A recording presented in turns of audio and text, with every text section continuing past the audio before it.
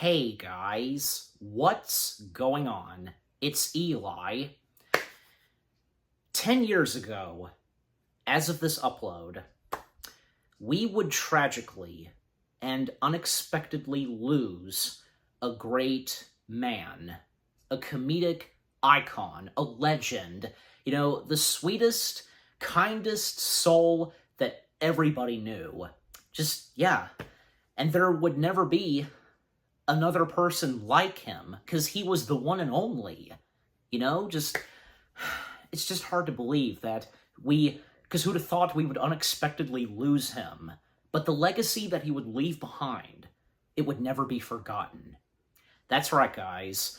I'm doing a video in tribute and in memory of the late, great, legendary Robin Williams.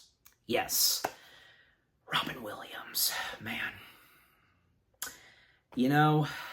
I am very grateful, me being a 2000s baby, to have grown up when, with Robin Williams, and, seeing the movies that he had done. For all of us who are 2000s babies, having to grown up with this wonderful guy, and, some great acting stuff that he has done, all the great laughs that we had gotten from him.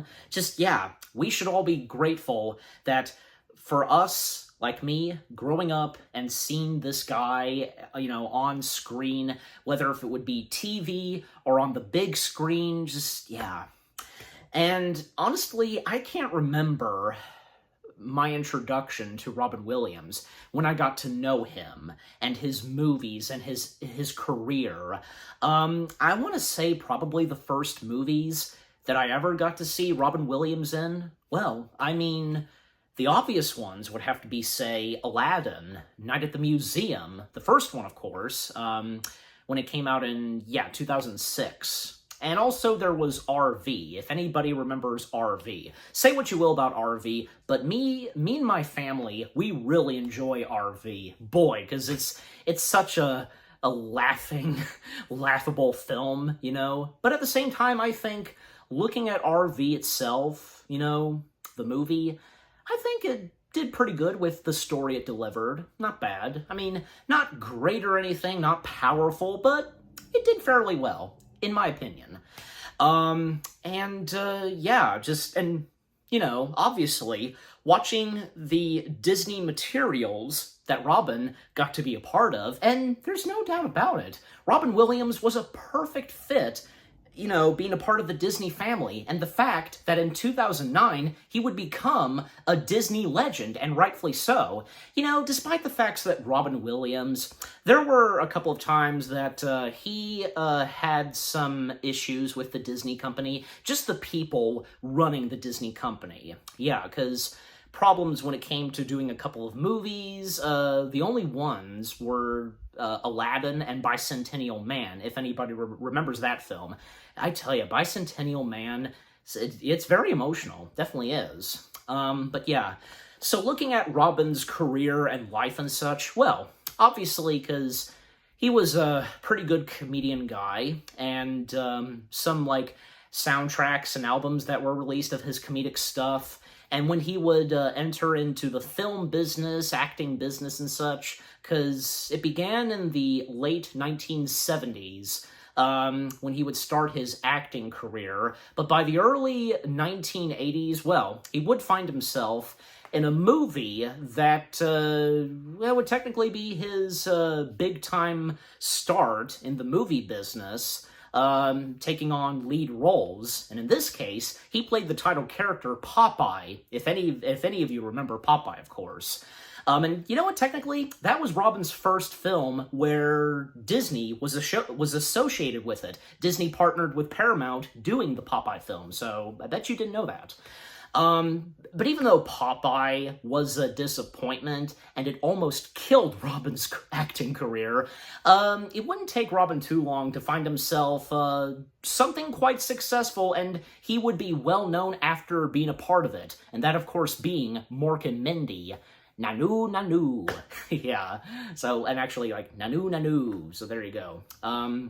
Yeah, Mork and Mindy, such an iconic sitcom in the early 1980s and such. With what Mork and Mindy had to offer, and Robin Williams' performance as one of the main titled characters, just so memorable and fantastic. And further on, as he would continue his acting career, well, he would find himself in other pretty good roles, like whether if it was television or on the big screen. When it came to the movies, he would find himself in another film that was done by Disney, but under, Touchstone, that of course being Good Morning Vietnam, yeah.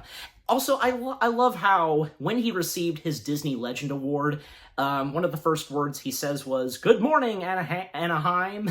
that was fitting of Robin to say. So, with the success of Good Morning Vietnam, it would help him, push on and go big time still. And he even, of course, got to be on television, doing some more television. Like, he was in an episode of Shelley Duvall's Fairy Tale Theater, the show's adaptation of the Froggy Prince, that story, and other films that he would find himself in. Well, because there was one movie that he did, which he played the Moon King, if you guys remember that film. He played the Moon King, where it was just his head and kind of painted gray, and, well, because him being the Moon King, in the sky, in the starry sky, and so on, yeah. Other movies that he would be in, like, well, later on in the 1980s, he would find himself in, say, Dead Poets Society, the second Disney film under Touchstone to be nominated for Best Picture. And continuing on in the late 1980s and up to the early 1990s, other big films that he would find himself in, well, he would play, of course, Peter Pan, who grew up. And, well, he has no memory of Neverland, Captain Hook, the Pirates, and so on, the Lost Boys. Yeah, he had forgotten until he is brought back to Neverland when Hook is seeking revenge on Pan, when Hook captures his children. And, well, Peter Pan going by Peter Banging, but as the movie proceeds, well, he would slowly but surely get his memories back. And, yeah. And, because it's a shame, because Hook, when it came out, it wasn't that great of a success, but I think, especially as of today, it's gotten more love and has grown a cult following, and that's good to see. And Spielberg should now appreciate the fact that, Hook, which he was, embarrassed by, it was one of Spielberg's black sheeps, I hope as though that he would come to see that, how much love it's gotten, and so on, and you know what? Robin Williams, he didn't disappoint playing Peter Pan, and you know what? Hook had good chemistry, the movie of course, and with great casting, and having Robin Williams and Dustin Hoffman together, just fantastic. And also, when it would come to Robin Williams doing voice acting, well, one of his iconic voice roles would of course have to be the genie. Yeah, because you see the green screen backdrop for this, and you can see the genie, so, yeah. Other voice roles that he would find himself in, like, he voiced that bat-like funny creature in 20th Century Fox's Ferngully, if you remember that film. Three times he would find himself playing robots, an artificial intelligent, mechanical beings and so on. Because, well, around, I think, 1995, he would voice the main titled character in the now defunct Disney World attraction in Tomorrowland, the Timekeeper, and he would, of course, as I mentioned early on, he would play Bicentennial Man, the title character Bicentennial Man, the film that Chris Columbus directed, and you know what, and as I said, Bicentennial Man, I'm glad that I finally have seen it, and man, like, it is a gut-wrenching film, and for what's going on with the title character, his goal to become human, I'm sure you guys probably, some of you might have seen Bicentennial Man, and you can let me know what you thought of it. And the other time he voiced robots, well, I think we all should remember, and when we think of Robin Williams, and him playing robots, well, I'm sure for some people they would think of Timekeeper or Bicentennial Man, but most of all, the voice of Fender in Blue Sky's Robots. Yeah, so he was a lot of fun in that. More on his live-action acting stuff, because the later films in his career, and just still getting better, because, well, that same year when Aladdin came out, there was the movie Toys, and then he was also in, Dead Poets Society. I mentioned Dead Poets Society, sorry. And there was Jumanji, the first Jumanji film. That was great. And there were times that Robin Williams, he would play serious roles. Like, yeah, he had a serious role in the one Kenneth Branagh film with Kenneth Branagh, Emma Thompson, Wayne Knight, and of course Robin Williams. I'm sure you know what it is that I'm talking about. And one of the biggest highlights for Williams in his acting career, when he would finally receive his first Oscar win for Good Will Hunting. That movie, I tell you, because Ben Affleck and Matt Damon, two youngsters at the time, boy, did they make film history. And when they did that movie, when they turned the script to then big-time movie producer Harvey Weinstein, and when they did the movie, and when Robin Williams was casted playing one of the main characters, and look what would come next to for Robin Williams when the Oscars happened. He would win his first Academy Award for his performance in Good Will Hunting. Well deserved. And it's amazing to see that funny guys like Robin Williams, they can be so good at playing serious roles. But, you know, sometimes for funny guys in serious movies, you know, I feel, and sometimes it's happened, it wouldn't hurt for them to sometimes throw in a couple of funny stuff, because, like, well, in Good Will Hunting, Robin Williams' character tells a funny story, and, of course, Matt Damon, his laugh was legit. He did laugh, even one part when he was squealing, just like what Robin Williams was saying was funny. Also, I can't forget to mention other times that Robin Williams appeared on television, like when he had guest starred on plenty of talk shows, from Conan, David Letterman, Craig Ferguson, Jay Leno, need I go on? Just, yes, so memorable. Like, I can think of, say, when he's appeared on David Letterman, The Late Show with Dave Letterman, and even when when Robin Williams, he appeared on Johnny Carson, yeah. Even one time when Robin Williams appeared on Johnny Carson's talk show, well, the late Jonathan Winters also appeared, and yeah.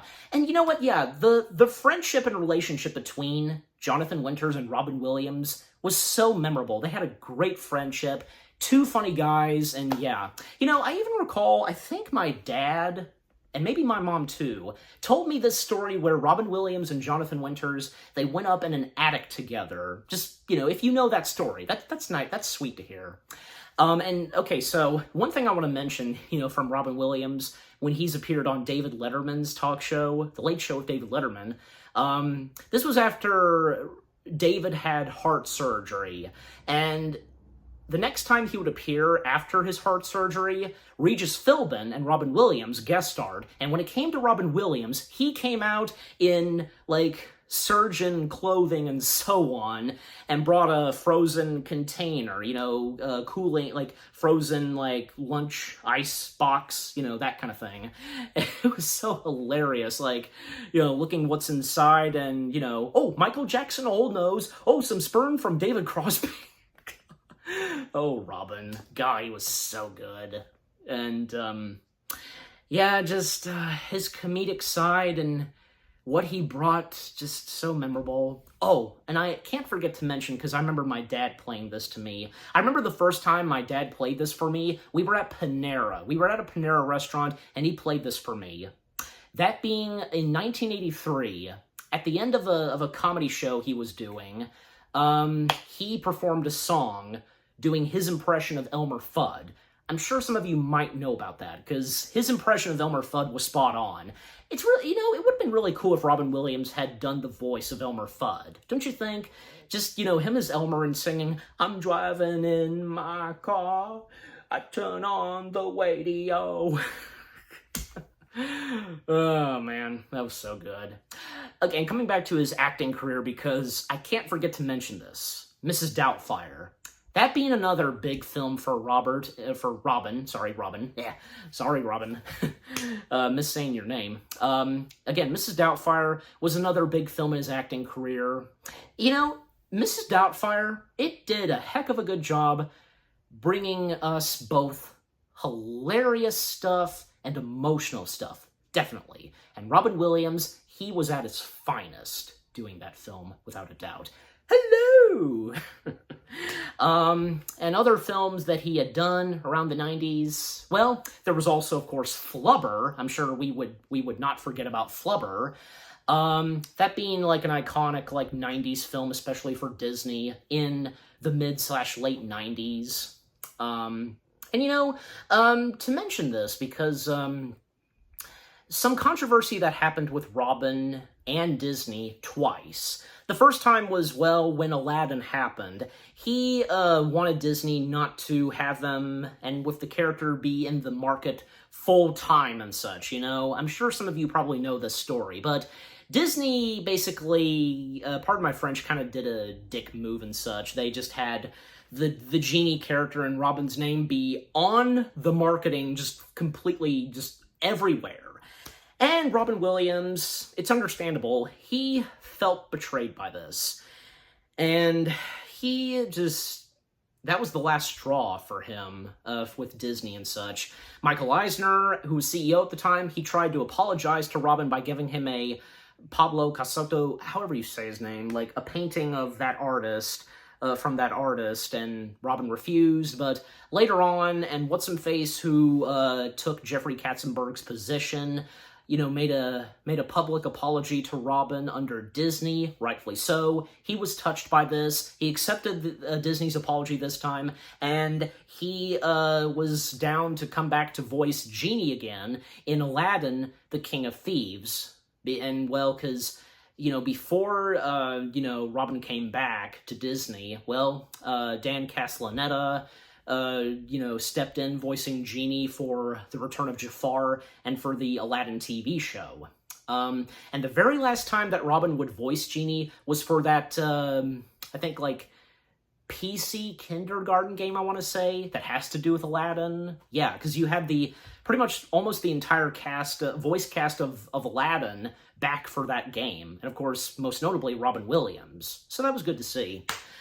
And later on in Robin's career, and like in the late 90s and early 2000s, well, and more on Robin and the controversy between him and Disney, well, when it came to Bicentennial Man, once again, things went horribly wrong, and with the production and such, and twice Robin, you know, had problems with Disney, and he just, you know, he was done with Disney. But pretty much, yeah. Obviously, later on, things were patched up between Disney and Robin Williams, because, well, the very last Disney movie that Robin Williams would do would, of course, be Old Dogs. I'm sure some of you remember Old Dogs. For me, I really enjoy Old Dogs. Same goes for my parents. We really enjoyed Old Dogs. Yeah, it's not the best. I get it, but there are those like me that really enjoy it, and boy, is it hilarious. Yeah.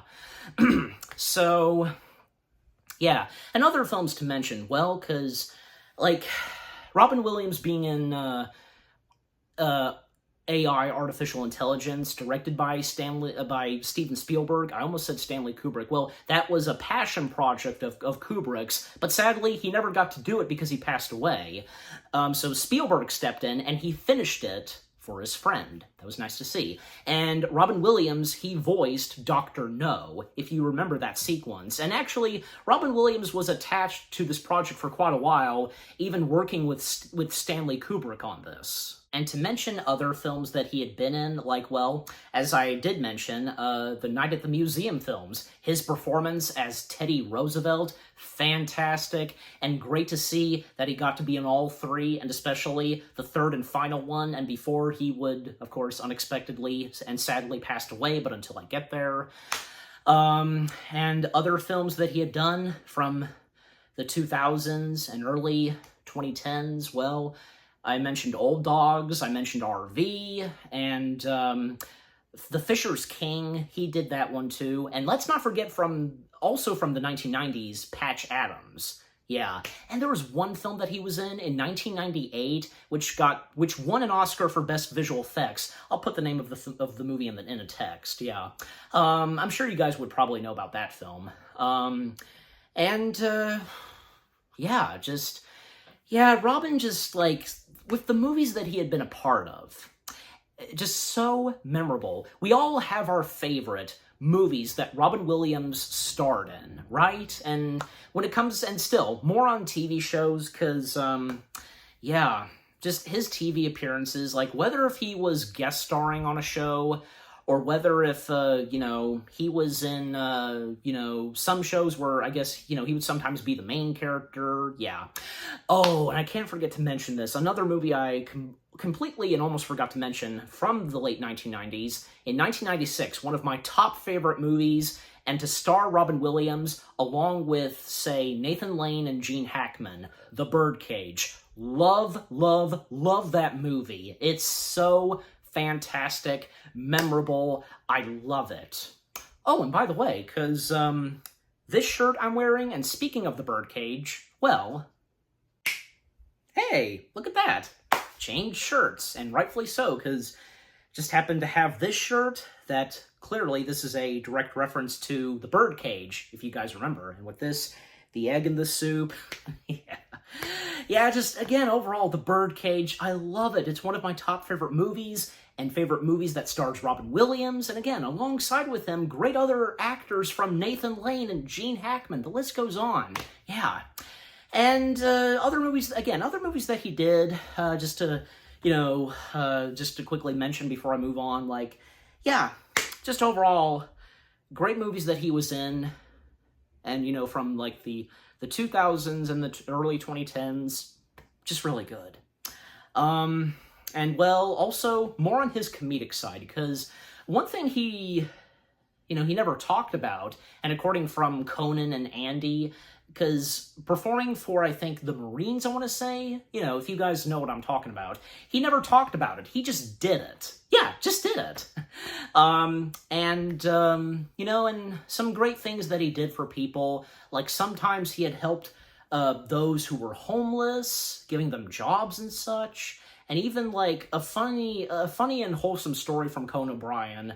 When Conan O'Brien was feeling down, out of nowhere, out of the blue, Robin Williams bought Conan O'Brien a bicycle.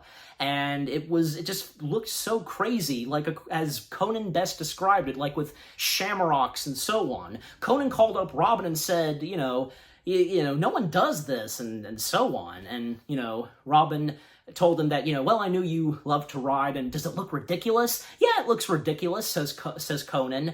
And, you think you're gonna look stupid riding it? Well, of course I am. Well, good then. Yeah, just a fun spirit Robin Williams was, definitely.